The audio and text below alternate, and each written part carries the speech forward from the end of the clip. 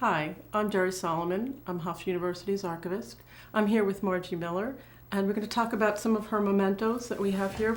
It's from September 11th and the time period afterwards. So, Margie, I see that you have this big box of stuff, and you've kept it for all these years, and I know all of these things are important to you. And there are a lot of people who have memorabilia such as this that's important to them too. So let's talk a little bit about how you're storing it in this big box. Probably not the correct way. I have just an assortment of all kinds of things and different kinds of materials. And so I know that there's a proper way for each one, but meanwhile, it's all in the box. So I just took out some. I have books and papers and pins and DVDs. VHS tapes and things with sticky on them, and everything as soft as a tissue to as heavy as an official piece of the steel. Right. Each medium, has a way about it that shouldn't probably interact with other things in certain places. All of your papers probably shouldn't be. You wouldn't put this heavy metal thing on top of them. So we want to talk about just maybe organizing the box that you have, so that if you ever decide that you want to donate it, or that even if you want to keep it and keep adding to it, you can do it in an easier way, and people will know the story from your point of view as well. Like I said, some of these things need special help when you store them. You have discs. It's always really important to make sure they're identified, and that they should be in these hard cases, because that does protect them. But something like a tape, now, do you have something to play this in? I do now. Like most people, the medium changes, and one of the problems is being able to play it in the future. Okay. So even though you have to keep transferring the medium, sometimes it's really important to do that if you want to play it again yourself. I don't know many people who have VHS players anymore, and VHS tapes themselves have a tendency to vanish after a certain number of years, and nobody knows exactly how long. And we don't know that this medium is going to last forever either, but if we keep up to date. So should I transfer that? If you have something to play it on and you're comfortable with that, that's okay, but I like a backup copy. Okay. So I would see if you could get somebody to transfer to a DVD for you. Okay, thank you. And make sure you label it. Make sure I label it, all right. And date it, right. Yep. Let's talk a little bit about your newspaper articles, and this actually is a whole section of the newspaper.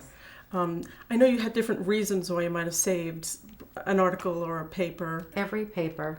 I have a trunk of every paper, so I probably have more than I needed. Okay. Paper is interesting because you can see already that this is yellowed. Yes. So paper is made out of, this newspaper is made out of pulp, and the pulp has acids in it.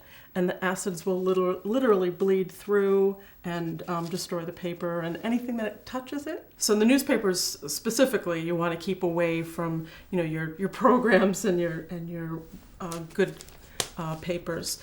If you can put them flat or folded if need be in a paper folder, in a file, that would be the best thing. And sometimes I know you said that you saved certain things because it mentioned something different. Yes. So you might even note that on the folder title, why you might have saved something, because again, that gives a little more understanding, almost like a scrapbook. Why you save something, it's your annotations, it's your thought process. So having an understanding of why you save things is a good idea. Okay. We have these pins. You want to tell me where they're from? Sure. Actually, I have lots of pins. This particular one is a responder pin from Suffolk County, and I have a lot of responder pins from a lot of the firehouses. And this is my Marcia McLennan pin from my husband's company that we were given on the memorial service that we had at St. Patrick's, and I wear that very often. And this particular pin is from a group called WCC Families for Proper Burial, and it's more of a political group that came out of the family's need to deal with the proper burial of the remains in fresh kills. And so that's what that pin is for, and I have many pins.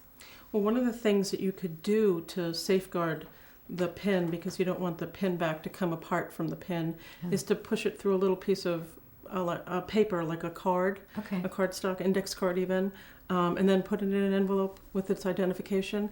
You know what each pin is for, Yes. but I certainly didn't. And I know when I got them. Exactly, but somebody coming to look at them in the future might say, why did this pin look this way and this pin look this way? If you can say who was the group that sponsored the pin, or when you received it, or something like that, it gives a little bit more story to the item, and then that makes it much more valuable as a document. Okay.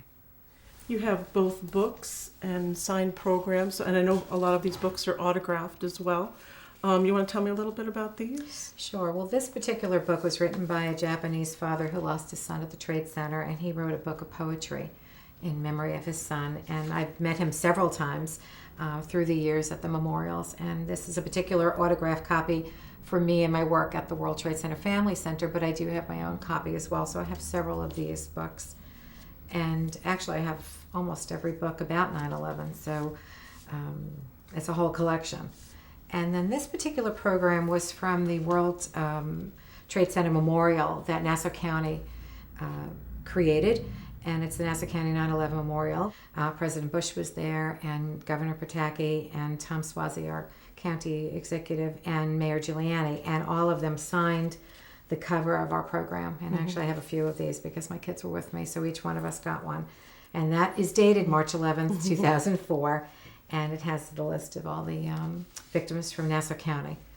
This is something that is an historical document because it shows that they knew they needed to be there at the time. So it's got importance to you both as an item because it has a commemorative value, but it also shows the political necessity for these people to be there. So it's an important document. And this one, because somebody came all the way from Japan, I know you have other books as well. Having all of those books shows just sort of the breadth of your collection. Again, you might want to put these books in a book box and keep them probably either if you're still using them on your bookshelf or in your memento area, and this as well. Okay. While you're still looking at it and having it close to you, displaying it, that's fine. But when you go to put it away, having it in its own envelope and folder would be a good idea. Okay, good. Thank you. This particular thing is literally a pillow that was made in memory of my husband specifically, and I put it in a far from an airtight bag, but so it's a young lady that knew one of my cousins, and they made this kind of tribute to my husband with pictures of the Trade Center and stickers about the United States and patriotic themes and eagle, and actually there's a picture of my husband here, and it just says a memory of Joel Miller, and it really has no value other than the fact that this young lady took the time to make this, and I think it's just special that she did it. Right. So fabric items have some special care needed, as many of the other items do, but these kinds of bags, again, they're turned back into petroleum products, so you don't want to store your important documents or your fabric items in just plain old plastic bags. I understand the desire to keep them from moisture, but you probably would want a special archival bag that's made out of polypropylene or an inert plastic. If you do have something that you don't feel the attachment to, and you don't, it's a cumbersome size, or it's something that you want the memory of but not the actual physical item, you could photograph it and keep the photograph of it rather than the actual item. Okay. Thank you, Margie, for showing us all of these wonderful items. And for anybody who needs to know what to save and how to save it, visit the links on this website.